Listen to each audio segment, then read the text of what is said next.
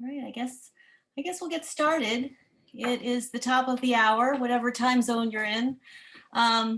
So hello, everyone. Welcome to the 20th Annual Virtual Health Literacy Conference. This is the first pre-conference session, and we're gonna, just a moment, be welcoming Cliff Coleman. So glad you all are here. So Cliff, do you want to switch to the first slide? Okay. Hi, everyone. Just wanted to welcome you all. This is the first pre-conference session with Cliff Coleman on health literacy and systemic racism. Just going to give you a quick, a few housekeeping tips before we start, and I will keep putting these in the chat in case you missed it. Please connect to audio using your computer speakers if you haven't already. You all attendees will be muted during the presentation, but if you have a question, please use the Q&A feature. It's at the bottom of your screen. If you go down and on the right side, there's a Q&A feature. And if you click on that, you'll be able to type in your question. Please use the Q&A for questions. You can use the chat for comments and things like that. But for the questions that we want to deliver to Cliff at the end of the session, please use the Q&A button over on the right. If you have any technical difficulties, you can email conference@ihaforhealth.org, and I'm going to put that in the chat so that it's there for you. And there we go. And just so you know, I know everyone asked this, the presentation will be recorded and it will be posted to the conference website by May 19th. There will be also a copy of the PowerPoint slides, so you will be able to get that on the conference website. So don't worry about the slides, you will get them. If you're requesting continuing education credits, there's two things you need to do. You have to submit both a session evaluation and an overall conference evaluation in order to get the credit. So after this presentation, by the end of this week, you will get an email with a link to the brief session evaluation. That's evaluating this session. And then at the end of the whole conference, you'll have access to the overall conference evaluation on the conference website. So if you fill both of those out, the session evaluation and the conference evaluation, that will be your ticket to getting your CE credits. Okay, and I've put in the chat the link to support if you have any technical issues. So I am very pleased to announce, to introduce Cliff Coleman. For many years, as many of you may know, Cliff has been a great friend to the health literacy community, and of course to his patients and colleagues in Oregon, and to me personally. So I'm very happy to be here introducing him now. He's a national health literacy expert. His teaching and research focus on improving health literacy and clear communication training for healthcare professionals. He's an associate professor of family medicine at Oregon Health and Science University in Portland, where he practices at a federally qualified health center. Cliff runs OHSU's School of Medicine curriculum on health communication, professionalism, and ethics, including culturally responsive care. Very psyched for this session. I'd like to leave it to Cliff and enjoy the session. All right. Cliff, it's all yours. Thank you, Julie. Thanks for that introduction. Thanks for being here. And thank you to IHA for 20 years of incredible leadership in this area. It's just remarkable. We wouldn't be here without IHA. So also thank you to all of you for showing up this morning and for being here. I'm really looking forward to the question and answer period after I'm done with my comments. I wanted to first off just acknowledge that this has been a really terrible year. And when we're talking about healthcare delivery, we're talking about race and ethnicity, talking about systemic racism, there's a potential for some of this information, for some of this talk to be triggering for folks. And I just wanted to acknowledge that at the beginning, and to make sure that people take care of themselves if they need to. The other thing I really want to point out is that 20 years ago, when this conference got started, there was a real conscious effort amongst the health literacy community to try to separate this concept of health literacy from other concepts of cross-cultural communication, cultural competency, culturally responsive care. There was a real effort to keep those fields separate for good reason. Health literacy recognized that there was a tendency out in the world for people to tightly link low health literacy with racial and ethnic minority populations. And folks working in health literacy early on recognized that the field needed to establish itself and recognize that health literacy is important to everybody, and to try to avoid this too close of a linkage between racial and ethnic minority status and low health literacy. Now, 20 years in, the field has matured quite a bit. And for me, as someone who identifies as a person of color, the time now to bring those two fields back together is really critical. And so what I'm hoping to do today with my comments is to try to bring these two fields back together through this lens of systemic racism, and thinking about how health literacy and access to clear, understandable, actionable health information can either support these structures that create racism within our healthcare system, or can help dismantle those structures and provide some opportunities for us to do that work. So I'm hoping that this is somewhat of a new way of thinking about some of these things today, and I'll be really excited to hear your questions and comments at the end. I don't have any conflicts to disclose. Our outline is fairly simple. I'm just going to start by briefly reviewing some of the data around racial and ethnic health literacy disparities. And then I want to get into some examples of around health information accessibility and equity, using examples from the clinics and hospital that I work in to provide some real world examples.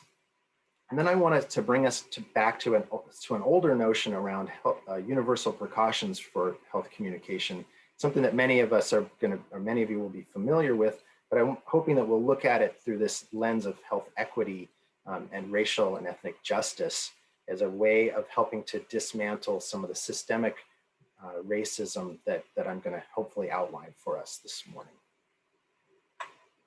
So to start, racial and ethnic health literacy disparities, not health disparities. We know a lot about those, but health literacy disparities. Well, to start, we need to recognize we have some new definitions that I want to just make sure that we're aware of and will be useful to the rest of this talk. So Healthy People 2030, published, I believe, in December, this last December, has done something really important, and they've redefined health literacy for us in a way that's going to make it a lot more practical for us as a healthcare system to try to take on the issues that I'm going to bring up today. So what they did was they first defined personal health literacy in a kind of familiar way, similar to many of the other older definitions, as a person's ability to find, understand, and use health information. But then they went on and defined a second type of health literacy called organizational health literacy. And they've defined this as the degree to which organizations equitably enable individuals to find, understand, and use information, right? So the part that's important here is that equitable enabling, and how well does an organization reduce barriers to understanding for their patient populations. And we'll come back to this. So I was trying to think about, how do these two definitions relate to each other? How does a person's personal health literacy interact with organizational health literacy? And so I've come up with this kind of visual analogy, if you will, and hopefully this will help us picture this relationship between these two types of health literacy. So what I'm envisioning here is this: in the center of this picture that blue disc as kind of a filter or a screen, and it's got some holes in it that allow information to pass through into the individual. And in this case, these holes are fairly small. This is to help depict a person who has lower personal health literacy skills. So if we imagine now the health system, an organization or individuals working within an organization who are trying to communicate to an individual, if they're able to create simple, easy to understand messages, those can get right through for a person who has limited health literacy skills. But if the messaging starts to get a little more complicated, if there's more than one message coming in, or if it's coming in too fast, information's coming too fast, only some of that information is going to get through. And then if, as is most often the case, if the information is presented in a complicated, hard to understand way, well, that information just can't get through the filter. Okay. Now, if we extend this visual analogy to a person who maybe has higher personal health literacy skills, the openings in this filter are bigger, and the person has an easier way of getting information in. And now if we apply these same kind of thoughts, the simple messages will get right through just as they did before. But now even more complicated things like multiple messages can work their way through and get across to the person. And more complicated messages can get through as well. And so this is helping me kind of think about how the organization crafts its messaging, how individuals working in healthcare craft their messages, and who's able to benefit from those types of messages and who isn't, right? So really comparing and contrasting people with lower health literacy versus those with higher health literacy. Now, we're familiar with the data on low health literacy in the United States, and just to remind us that 36% of US adults has limited health literacy skills at their baseline, meaning under the best case scenario, being tested in their own home on a reading comprehension test. 36% scored in the basic and below basic skill set. And that's gonna be important because we're gonna think about what that looks like for specific populations in the United States here in just a moment. Now, health literacy is pretty closely linked to a person's educational attainment. The years of education that a person has received is fairly closely correlated with that person's health literacy skills, but it's not a perfect correlation. We know of people who have low years of education who actually test high on health literacy. And we know of people who've got a lot of education who test low on tests of health literacy. So it's not perfect correlation. And for me, what that reminds me is that just years of education does not necessarily make a person have high health literacy and be able to cope with health information easily. It's probably really the quality of that education that matters more. And so you can imagine two individuals, both of whom finished high school, but one went to a school that had more resources and provided a higher quality education than the other, and how those two people's health literacy skills will look different as adults. Now, this slide is showing some educational disparities in the county where I live, Multnomah County, Oregon, where Portland is. And I'm showing some local data here, but I really want to encourage everyone here this morning to check out your local community's educational disparities data in what form it may come in, because across the country, this is it's different everywhere. But educational disparities by race and ethnicity are fairly universal, and I encourage you to understand what it looks like in your own communities to help inform your work. In my county here, the top of this slide, that first table there, is looking at third graders who are not meeting the third grade reading standard in school, and it's broken down by race and ethnicity. So you can see here that for white non-Latino third graders, about 21% are not meeting the benchmark reading skill set for that grade level. But when we look at other racial and ethnic groups in this county, the numbers are far worse, up to 55% of Latino students, almost 50% of Black and African American students are not meeting that third grade benchmark. And that's really important because statistics show us that if you're not meeting if you're not reading at the same level of your peers at third grade, statistically speaking, you're never going to catch up with them. Your peers are going to accelerate away from you educationally over time, and you're going to grow up to have lower literacy skills as an adult. And we can start to see that in the second part of this slide, where we're looking at now at adults in Multnomah County, Oregon, age 25 and over, who did not go beyond high school. The percentage of the population who stopped either before finishing high school or when they finished high school. And we can see that these same trends at third grade follow through into adulthood. So about 27% of white identifying adults in our county stopped before, didn't go beyond high school. But those numbers go way up when we look at other racial and ethnic groups in this community. And so just to show that these childhood educational disparities carry through into adulthood, and then are going to link up very closely with adult health literacy skills. I'm not going to spend much time on this slide just to show that, yes, those were local data for the county that I live in, but nationally, these educational disparities are widespread nationally as well, and I won't get into the details on that. Now, inadequate baseline health literacy by race and ethnicity tells a really troubling story, and this is really a matter of quality of education explaining lower health literacy skills amongst racial and ethnic minority populations. So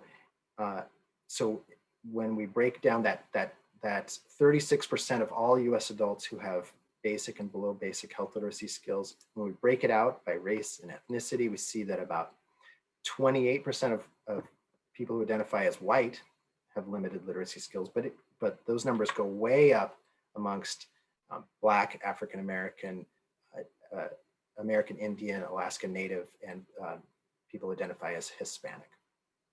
And so again, these childhood educational disparities really are mirrored in these adult health literacy statistics. Now, of course, we talk a lot about just all of the bad health-related outcomes that are associated with having lower health literacy skills, and we know a lot about those over these past 20 years. The one I'm really interested in today is the fact that low health literacy is often a better explainer of racial and ethnic health disparities than the traditional measures of socioeconomic status that we are used to seeing, like income and years of education. So health literacy skills often predict racial and ethnic health disparities better. You may have seen this image in the past. This comes from our friend Ruth Parker, and just showing this health literacy gap, the imbalance between an individual's health literacy skills, which we can now call personal health literacy, given those new definitions, and the healthcare system's demands that we put on people at all the time, which we can now call organizational health literacy. And remembering that the demands that the healthcare system is continuously putting on individuals are almost always outstripping a person's individual skills in that moment. The problem for us is that how do we make that better, right? If we're going to try to match the communication, the information that we are continuously putting out to patients, their families, and communities to match their skills at that moment, we obviously are going to need there's a lot that's going to need to happen for our healthcare system to do that. Unfortunately, the state of the science tells us that we're not prepared to do that right now. In terms of individuals working in the healthcare system, the studies show that individuals lack adequate awareness around health literacy, lack specific knowledge about what health literacy is, how it works, lack the skills to provide that clear communication that lowers barriers to understanding, lack the attitudes needed to take on this issue as a personal healthcare system issue and try to change it from within. And then when we go out into the real world and we watch healthcare professionals working with real patients and clients, we don't see people using the best practices that we know can help make communication easier or health information easier to understand. So we've got some work to do there. I want to show you now some just examples from where I work that help illustrate the kind of this where we're at, the fact that we're not providing clear information, the fact that we're continuously and in multiple ways every day providing information that's unnecessarily complicated for the patients and their families who are interfacing with us. Before I get to that, I just want to make sure we have a shared understanding about what I'm talking about when I talk about systemic racism. Yes, there is a thing where individuals can exhibit racism towards other individuals in an interpersonal way, but I'm not really talking about that today. I'm talking about the systemic racism that creates healthcare inequities and disparities. And we're going to define it here similarly to the way the CDC defines it, as a system which produces unfair advantages for one group and reduced opportunities for another group based on racial or ethnic differences. Now, if you picture the way that this huge healthcare system of ours churns out health information, the way we speak to people every day all over the place, the information that we put out in written materials, the information we put out through websites, and the other public health messaging that goes out through our system, it's just this giant mess of unnecessarily complicated information continuously flowing out to the public and to individual patients and their families. Now, that unnecessarily complex information then helps confer unfair advantage to people who have high education and have high health literacy skills. And at the same time, it reduces opportunities for people who have less education and lower health literacy skills. And I would say it actually actively helps oppress those communities by making information, by overwhelming people with hard to understand information.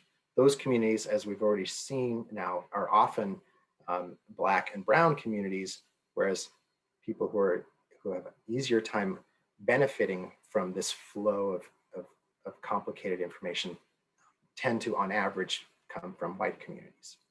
If we put these two together, this brings us to that definition of systemic racism then: unfair advantage for some and oppression or reduced opportunities for others.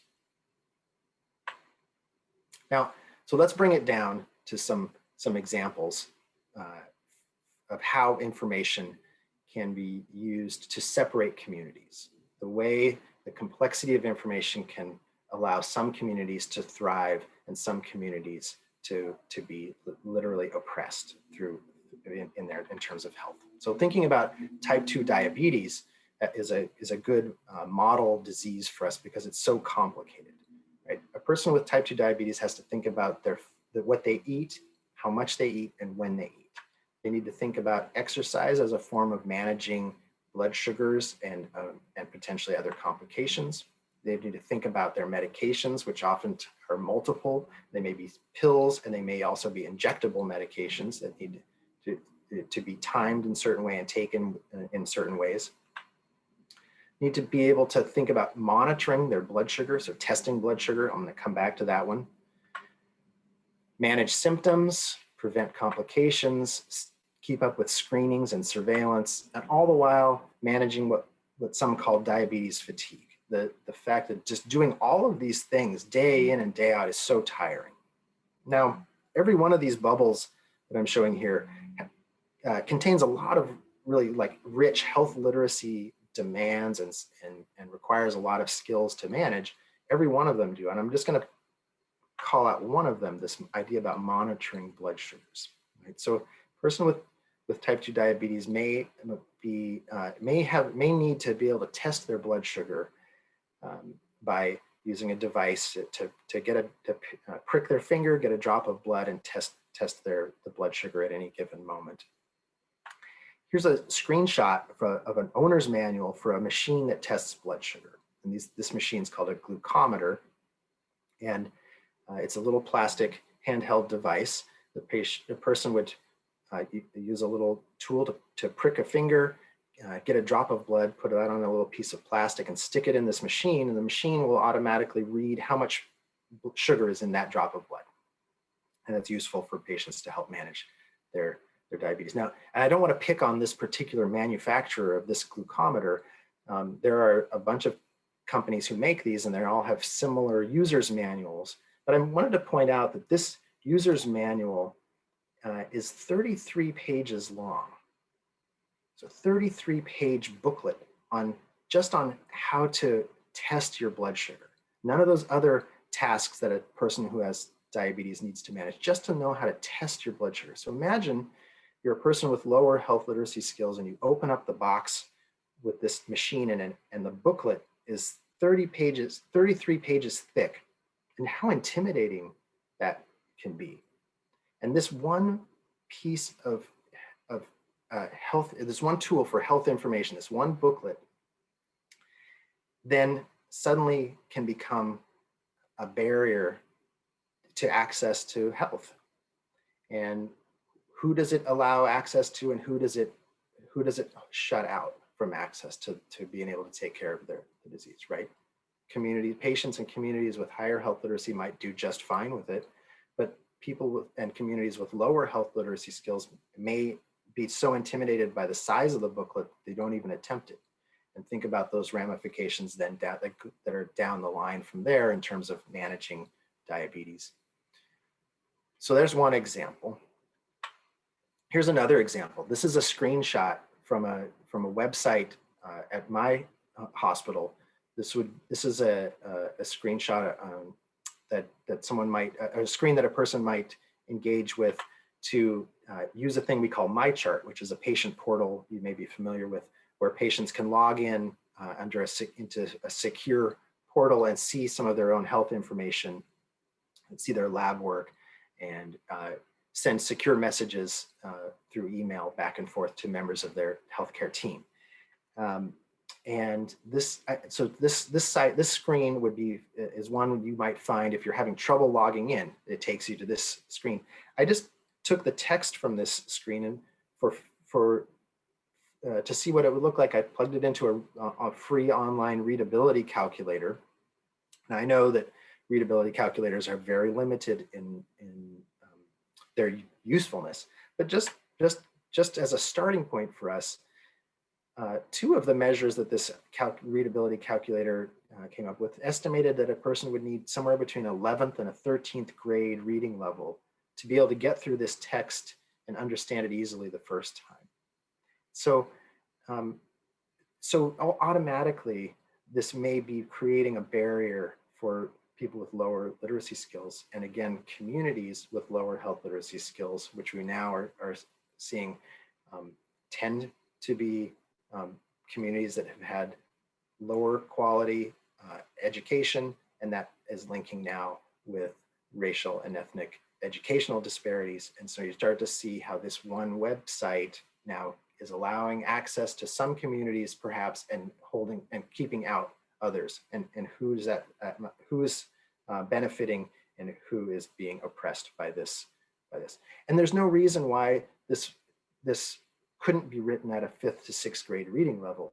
We just haven't taken that on as a system, which I'll come back to.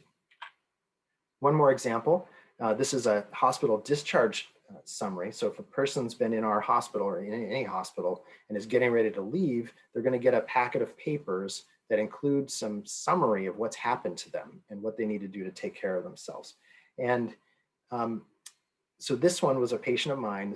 I didn't write this, but a different doctor wrote this, and it said, "You were admitted with altered mental status that we think is due to hepatic encephalopathy, buildup of ammonia in your body. You are susceptible to accumulating ammonia in your body because of your liver disease. The only way for you to get rid of it is through your bowel movements. To prevent this from happening in the future, it is very important that you take lactulose at least 3 times a day, more often if needed, to have at least 2 or 3 bowel movements per day. And then it goes on to talk about some other things here. And again, just to see what it would look like, I plugged this into a readability calculator. It said you needed somewhere between a 9th to 13th grade reading level to read through this and understand it clearly the first time. But actually, that doesn't take into account the use of jargon in this text, which was very confusing for my patient, and is helpful for us to think about. The first line there, you were admitted with altered mental status. Admitted is a lay jargon term, meaning it has one meaning in a healthcare environment and a different meaning outside of healthcare. In the hospital, admitted means you were put in the hospital. You were admitted to the hospital. But for everybody else outside of it means that you confessed to something. You admitted to something, right? Altered mental status. You were admitted with altered mental status. What does that mean? That was really meaningless to my patient when he came and brought me this. And so you can start to see how the use of this language again is creating this barrier that's going to allow access for certain communities and populations and create barriers for others. Some other examples. These are pictures of dry erase boards in the hospital rooms in our hospital. So if you're a patient in our hospital, and this is true in many hospitals, laying in a hospital bed, looking at the wall across from you, there's a dry erase board there. That's a way for the team to help keep patients engaged in their care. It's a place where we can write down what the problems are, who's on the team that's taking care of the person, what the plans are. And it's supposed to help patients be engaged and empowered. But you can see how we can misuse this tool through the use of language. So there's this patient here, the reason for the hospitalization was hypoglycemia, and wouldn't have been more accessible to just say low blood sugar. This person's active issues include syncope. Would it have been easier for that person to recognize the term passing out, for example? This person's plan for the day was DTV 6 to 8P, which I actually don't know what that means, but their activity was 2PA with walker, which means two-person assist with walker, meaning this person's not supposed to get out of bed without two other people there and a walker to help them. And hopefully they didn't get out of bed. This person's diagnosis is FX humerus R side. FX means fracture, the humerus bone on the right arm. So could we have just said you have a broken right arm? This person's plan for today is elevate L arm and monitor bruit and thrill. And those are terms that relate to blood flowing through an artificial circuit of an artery. And the patient didn't really need to know those terms, but how confusing is that? The use of language here then again, just creating this kind of gatekeeping moment where some patients are going to either be able to understand it or perhaps they're more empowered and can ask for clarification. And other patients laying in that hospital bed may be feeling more and more confused and less engaged. Last example here, these are prescriptions that came through for a patient of mine, or prescription refills that came through. The top one there is a medicine called Eliquis, which is, or also known as apixaban, which is a blood thinner used to prevent blood clots. And the prescription label said to take 1 tablet by mouth twice a day to prevent thromboembolism, which my patient didn't know what that meant. And could we have not just had a system that said to prevent blood clot, which the patient did understand. The other medicine here, duloxetine, is an antidepressant. It's used to treat chronic pain. And the label got very confusing here. It said take 1 capsule by mouth once daily via feeding tube, by mouth via feeding tube, which didn't match up for this patient. And then it said for the reason being for chronic musculoskeletal pain, which it's kind of funny, musculoskeletal is misspelled here as musculoskeletal. But then again, what is the patient, what did they think musculoskeletal pain meant? What is that? Could we not have just said back pain? So we're painting this picture of the use of language almost in a weaponized way to allow certain people access to care and services and to hold other people out or to oppress whole communities. So what can we do? Well, we already have this concept of universal precautions for clear communication. It's been around now for over 10 years in the literature. And I want to now use that to help us think about how we can take that principle to help ourselves become more anti-racist in the work that we're doing. This is a paper that I participated in where we were really identifying those best practices for clear communication. So we really, we used a group of health literacy experts from across the country to rank order what they think are the most important clear communication practices that all healthcare professionals should be engaging in with their patients. So we know what those best practices are. This table is from that paper, and it shows the top 8 ranked items, and I show it here because number 4 on here was the consistent use of a universal precautions approach. So continuing with that idea, universal precautions, I'm going to use this this analogy, this meme that you may have seen on the internet at times. There are various versions of this meme been floating around for years now. This one helping to explain visually the difference between equality, equity, and in this case, liberation. And the idea here being that in that first left-hand box, equality is where everybody is given the same resources and allowed to do with it what they can.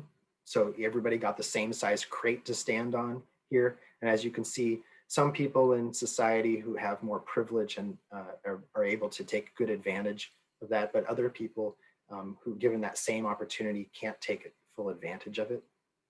And because of that situation, people have advocated that we work more towards an equity model, which says give people the resources that they need so that everyone has similar access. And in this case, in the picture, you can see that the one person here didn't need a crate to stand on, but one person needed one and the other person needed 2 in order to have similar access. So the equity model has been promoted, but some have said, you know, that isn't that's fine, but we could go even further into this liberation model where we say tear down the fence, reduce the barriers so that everybody can benefit without having to be given additional resources. And I want to take this analogy then and think about it in terms of access to clear, easy to understand, actionable health information. All right. So can people get access to information that's easy to understand and act on? If we think about the equality model for that, that's pretty much where we're at right now, where this healthcare system is churning out this unnecessarily complex information and kind of giving it to everyone in a blast form. So everyone sort of gets the same stuff and it's overly complicated. Well, that unfairly advantages people with higher health literacy skills and higher educational skills. And if we, so then we say, well, can we think about an equity model instead? This would be a situation where if we somehow had the ability to identify a person's really precise information needs moment to moment. What does this person really need to know right now? If we could somehow figure that out, and then if we somehow knew how to deliver them just exactly the right information to meet that need, we would have an equity model. Unfortunately, we don't know how to do that. We don't know how to identify a person's precise needs, and we certainly don't know how to deliver the exact right information at the exact right time. So we don't really have a viable way to provide an equity model in terms of clear communication to patients. But that's okay, because we actually have something better. We can literally leap over this and go straight to the liberation model, which says we know what the barrier is. The barrier is this unnecessarily complex information. We can tear down the barrier and allow people access with whatever resources they come with. And that's that universal precautions model. All right.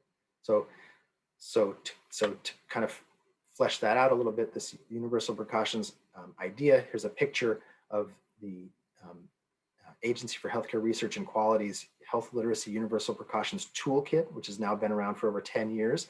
The idea being that we treat everybody the same level of dignity and respect. We assume that everyone's at risk for not understanding their health information at any given moment. And we use as our baseline the clearest information, the clearest messaging with plain language limiting information overload, all the best practices that we know of, we use those as our starting point or our default for everyone. So we've been really trying to figure out how to teach this. How do we teach this? And I worked with the medical students at Oregon Health and Science University mostly. And for the last 6 or 7 years, we've been teaching this universal precautions approach through teaching habits. So we're doing this thing we call the modified 4 habits for patient-centered care. And when we say habits for our medical students, what we mean is these are things that we want our medical students to do with every single patient, every single time they interact with them, regardless of what they think they know about that person's socio-demographic background.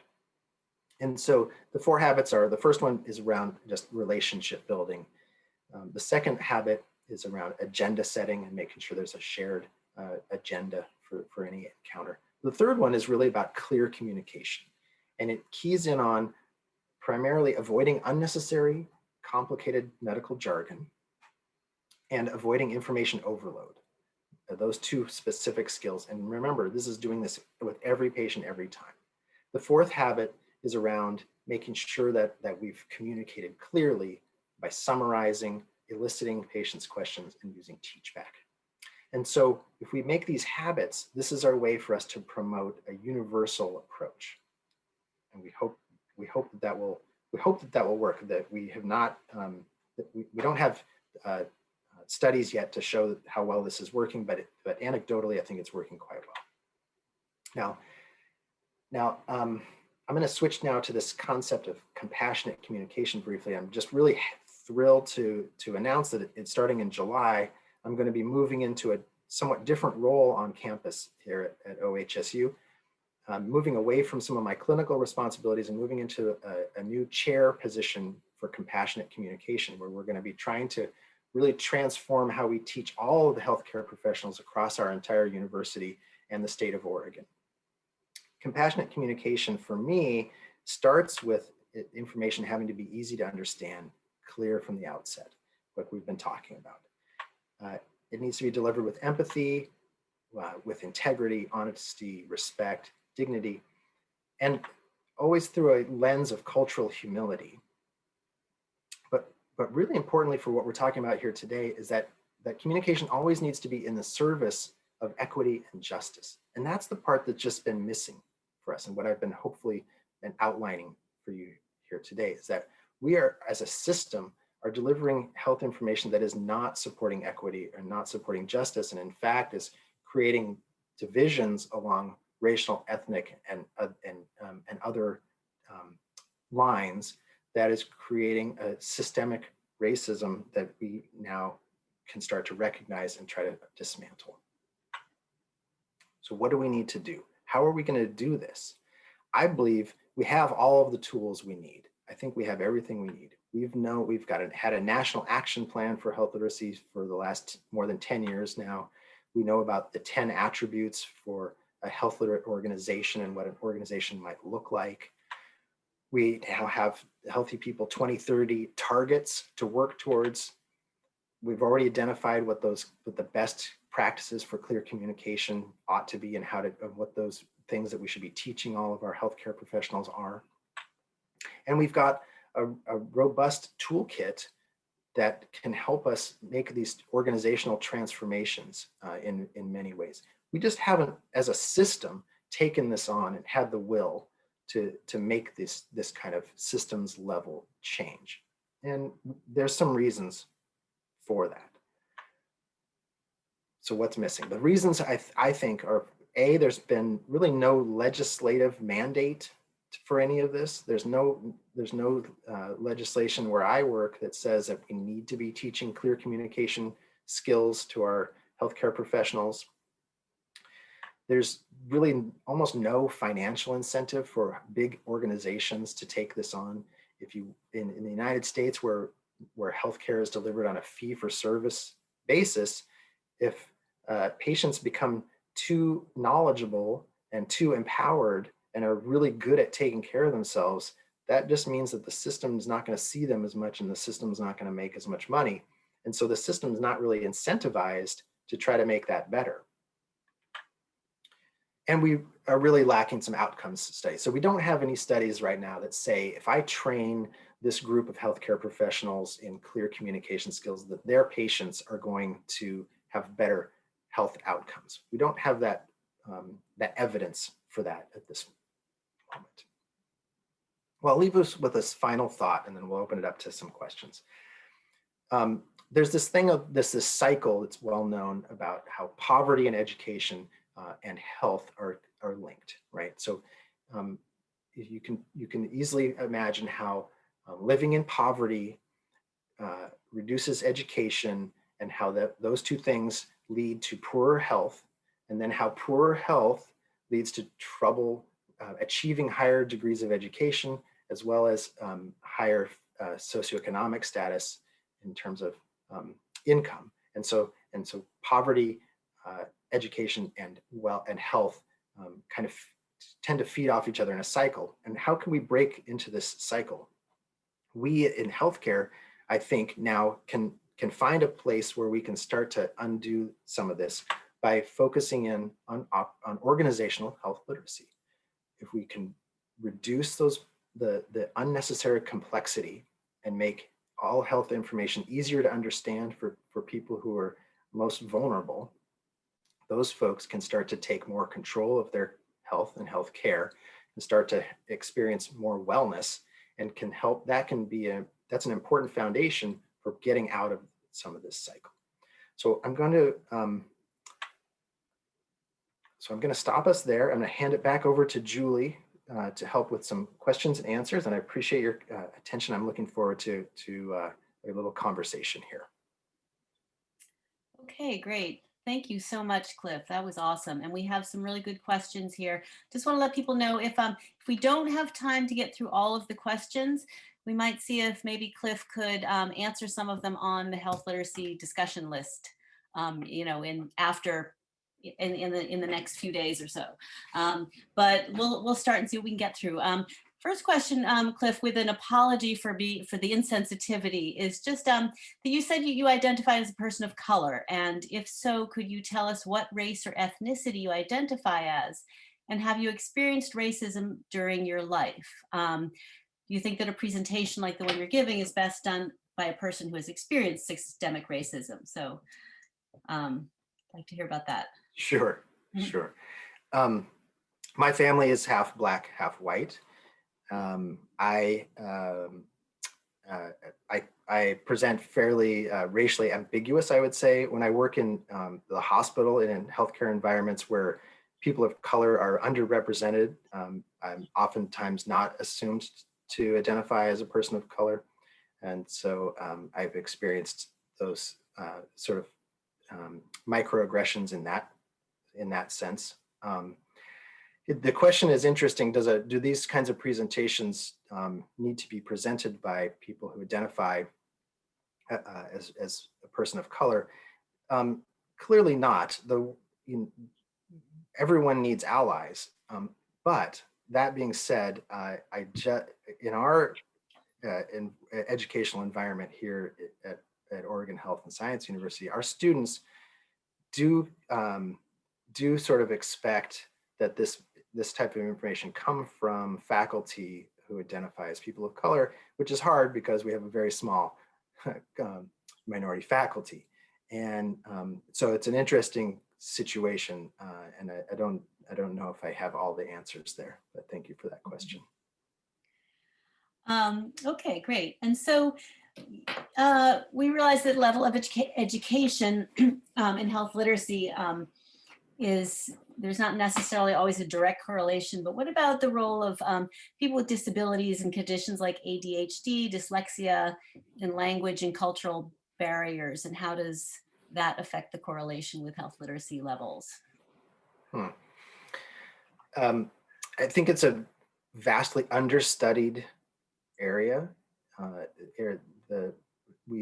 think we know shockingly little about health literacy in communities that identify as having, or people who identify as having disabilities, either physical or mental or emotional.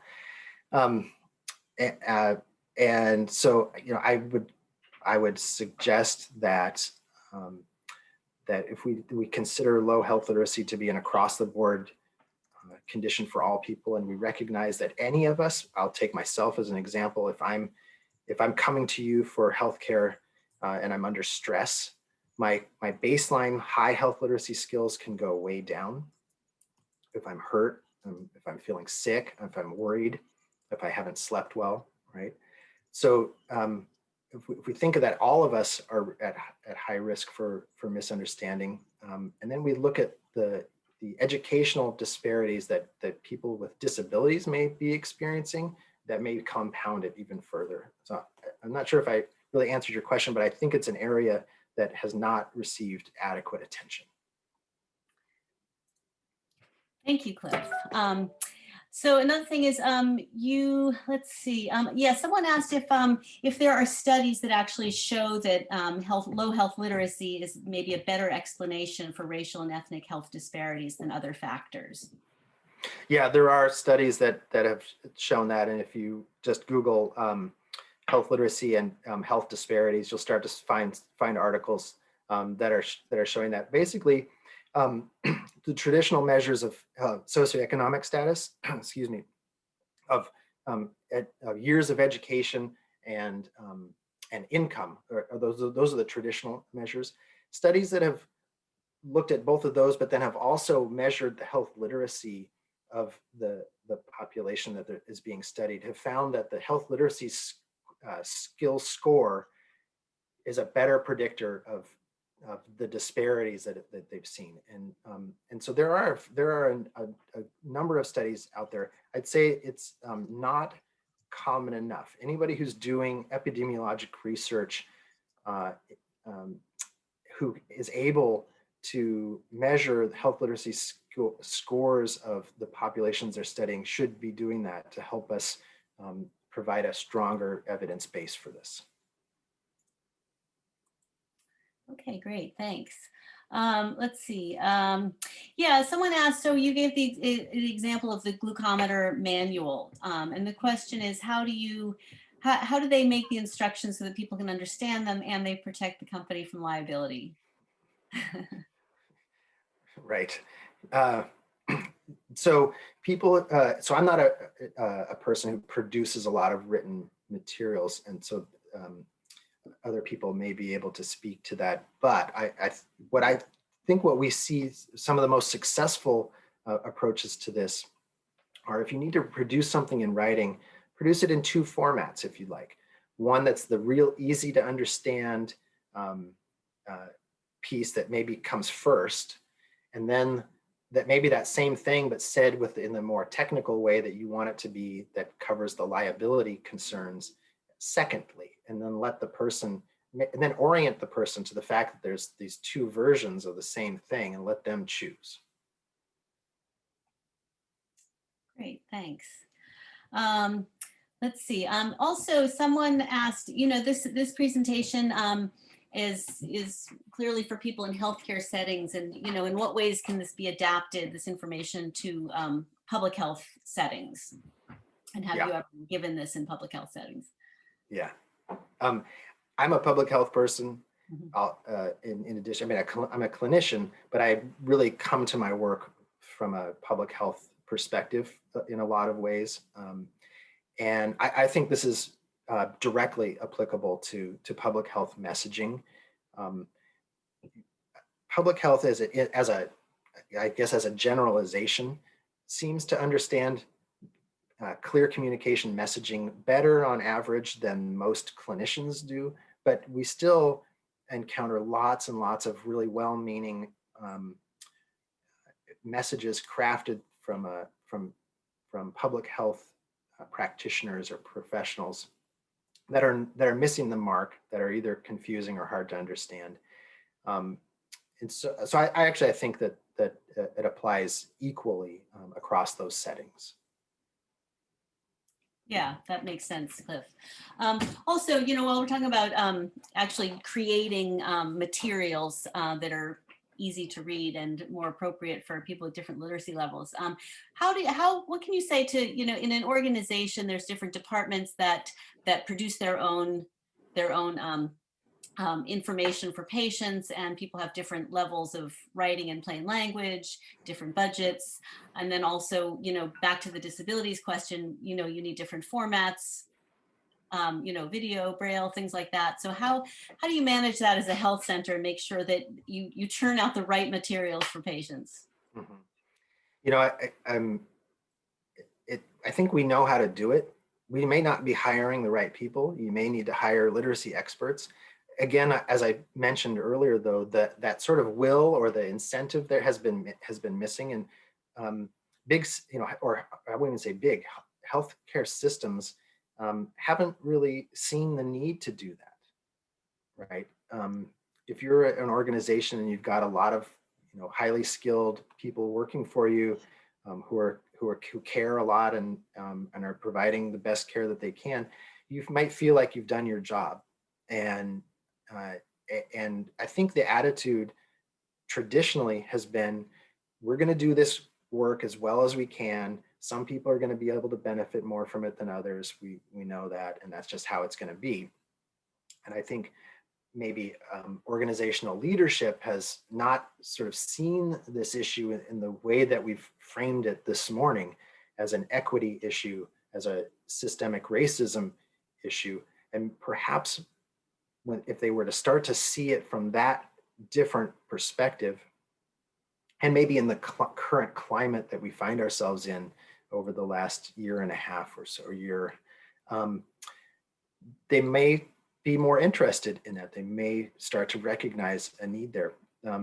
But there's potential for a financial cost here as well. Obviously, it costs money to create materials.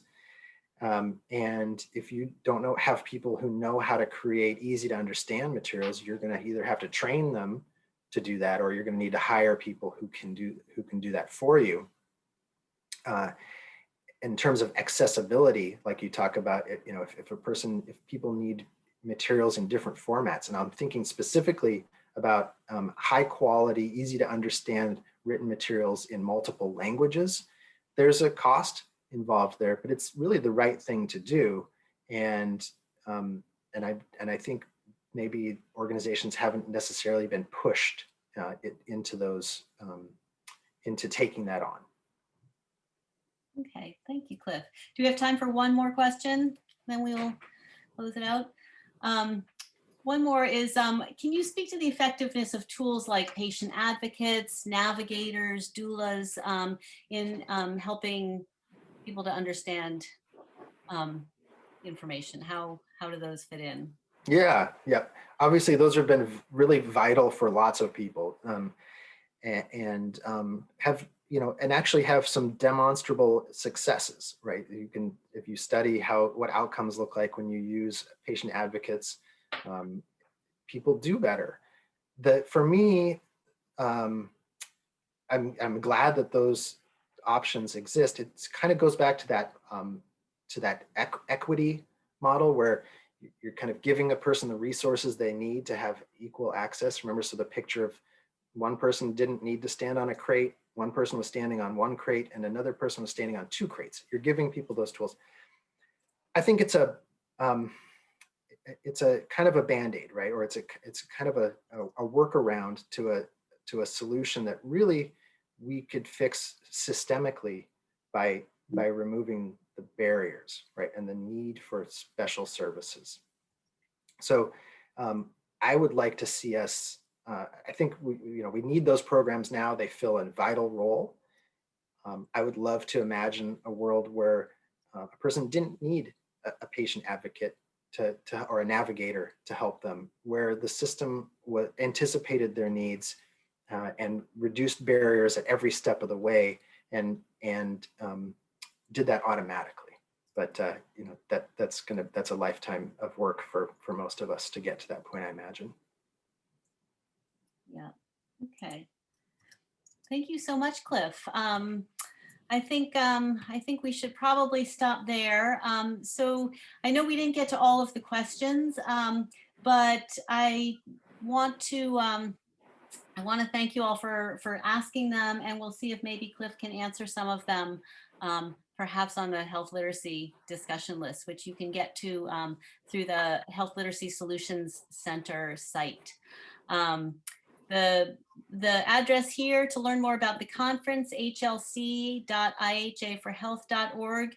I hope that we see you in more sessions. Our next pre-conference session is on April 21st, visual dissemination, how to create visuals to help get your research findings out to the public using free or low-cost tools. And so I hope you join us there, and I hope everyone enjoys the rest of the conference. And again, thank you so much, Cliff, for this excellent presentation on a very important topic. Thanks, Julie. Thanks, everybody. Okay, bye-bye.